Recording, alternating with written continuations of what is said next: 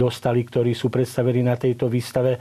Bude tam napríklad predstavený Leopold Schalkhaus, to je dnešný Doubletree by Hilton, to znamená, na tom mieste stál ten fantastický starý, v celom Uhorsku známy hotel. Bude predstavený architekt Trepásky, knihkupec Mauer a samozrejme v neposlednom rade sám oslávenec, to znamená mešťanosta Košíc, Theodor Münster.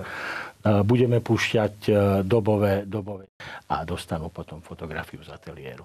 Návštevníci možno dostanú aj takéto kríže. Ja sa priznám, ja by som ho pokojne prijal, ale keď sú iniciály František, Jozef som, František nie som, bohužiaľ, asi mi teda nepatrí. V skutku unikátna vec. Pán Polák, zdá sa, že opäť naše mesto bude dýchať takouto starou dobovou atmosférou Košíc, ktorá koniec koncov aj dnes dotvára obraz taký, aký dnes Košice ponúkajú domácej, ale aj zahraničnej verejnosti. Ja si myslím, a práve preto zahraničnú verejnosť chcem ešte nadviazať, to potom vráťte, dobre, lebo to je muzeálna zbierka.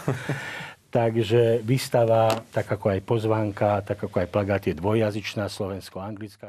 Najmä pre Košičanov, ktorí sú známi lokálpatrioti, bude predstavovať, ja si myslím, veľmi zaujímavý a pútavý zážitok, najmä tým vyrozprávaním príbehov.